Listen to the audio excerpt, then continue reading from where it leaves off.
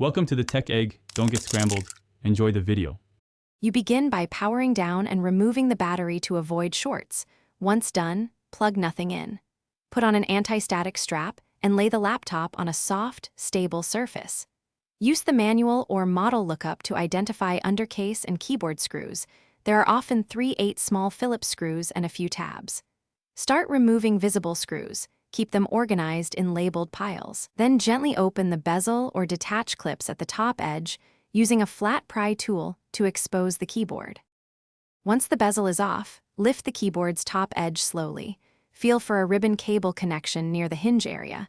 You do not want to yank it. Identify the ZIF latch or slide connector holding the flat cable.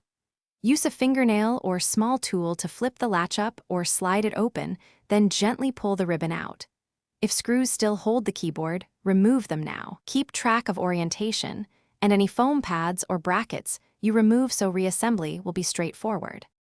To finish, align the replacement or original keyboard, insert the ribbon cable the correct way, and lock the ZIF latch.